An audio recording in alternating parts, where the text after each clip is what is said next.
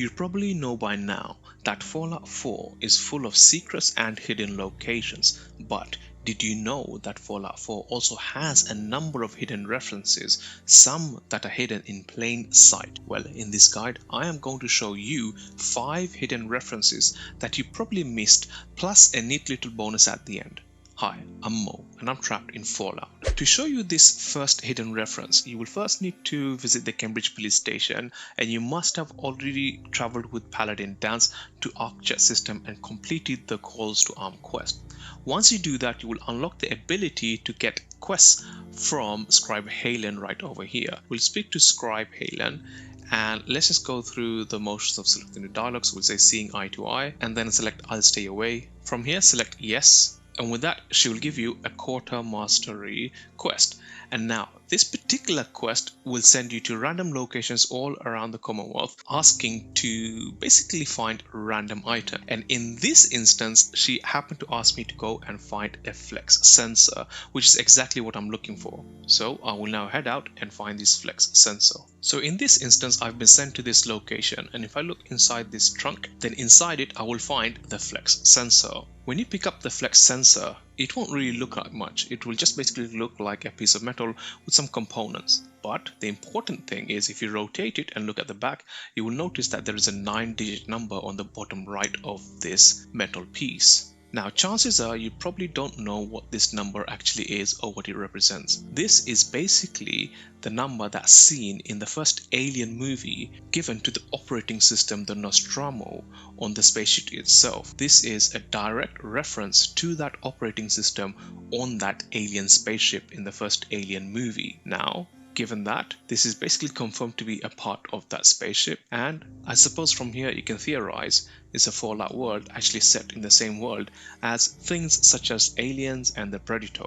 Next, we are going to look at a reference that is directly made to the Lone Wanderer in Fallout 3. Whilst outside traveling the Commonwealth, there's a good chance you've probably seen motorbikes, specifically this motorbike over here.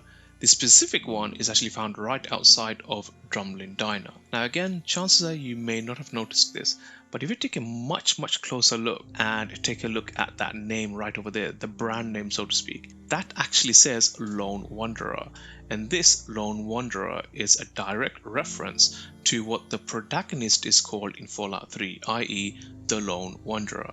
Now there are a couple of these motorbikes scattered around the Commonwealth, but this is perhaps one of the more clear ones and easy ones to see. This is just a neat little reference to the Lone Wanderer in Fallout 3, making an appearance in Fallout 4. For our next hidden reference, we are going to head to the Mass Fusion Containment Shed. It is far east of Sanctuary, so from Sanctuary, just keep on heading west and eventually you will find yourself at the Mass Fusion Containment Shed. Now once you make it to this location, you'll actually need to go at the back of the shed itself, and when you do that, you should find what resembles a couple of pipes and what seems to be some kind of AC unit, and this actually acts like a platform, so you should be able to jump on the pipe and then on this AC unit and then onto the roof over there. So let me see if I can try to do that in one go. So from here, just jump there, and from here, just jump there. And as you sort of approach the roof, you will find this scene.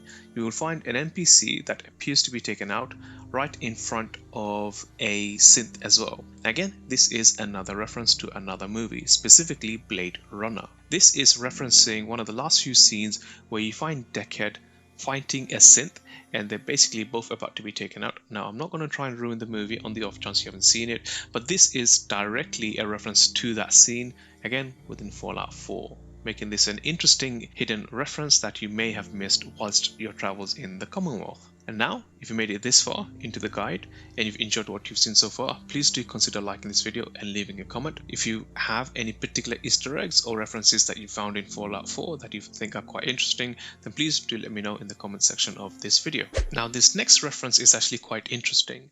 You will need to make your way to the Pridwin, and once you've done that, if you sort of head to the area where there are some clear experiments, or let's just call this R&D, you will find in the plant section this particular plant over here.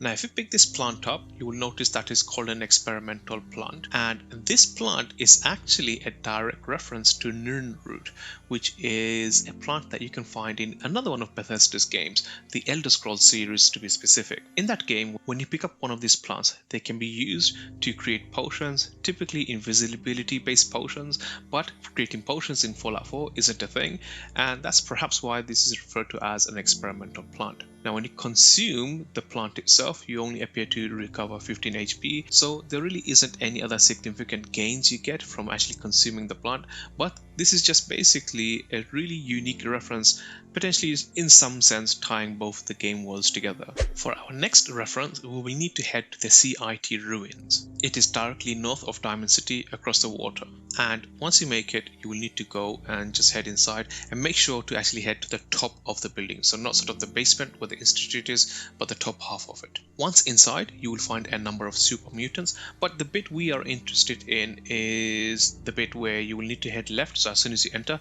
head left and just make your way to the very end. From here, turn left again and head all the way down to the very end.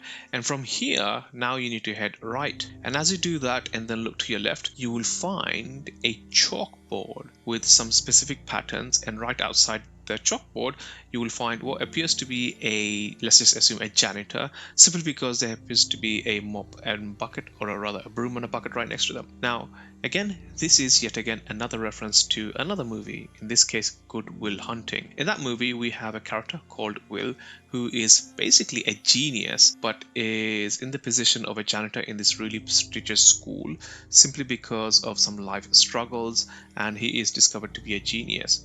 And in the movie, he plays a janitor and he draws symbols that are very similar to this on a chalkboard, making this scene here a direct reference to that movie. Now, those were the 5 references that I promised I'd show you, and here's that neat little bonus that I was going to show you. This is me just basically making my way to Diamond City for the first time. As you notice, there's Mayor and there's Piper having their initial first chat.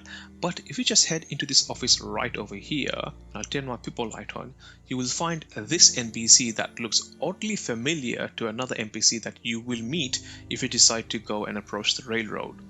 This is actually Deacon in the security attire of Diamond City. You will actually find Deacon appearing in a number of places in the game before you actually officially are introduced to him. This effectively proves that Deacon is, let's just say, stalking you, or perhaps just keeping an eye on you. In fact, when you meet Deacon for the first time, officially meet him for the first time in the railroad, he says that he's been keeping an eye on you. So this is one instance where you will find Deacon before you actually officially meet him. Now, other than Diamond City, when you make your way to Good Neighbor, and again, let's just assume you haven't met Deacon yet, when you make your way to Good Neighbor, during Hancock's speech, if you have a look around and just observe the group of NPCs that have gathered to hear his speech, you will find, yet again, Deacon right here amongst the crowd, again trying to blend in. Now again, the chances of meeting Deacon when you first go to Diamond City or when you first go to Good Neighbor isn't probably that likely, again giving to, or let's just say lending a hand to the theory that Deacon is effectively following you all around. So this is yet again another neat little bonus showing that Deacon is actually keeping an eye on you well before you actually meet him in the railroad. In this guide, I showed you 5 hidden references, but as said at the very beginning of this guide, Fallout 4 is full of secrets. If you want to learn more about some other secrets in Fallout 4, then click on the video you see on the screen right now, and I will show you some more secrets that you might have missed. Click on the video you see on the screen right now to find out more.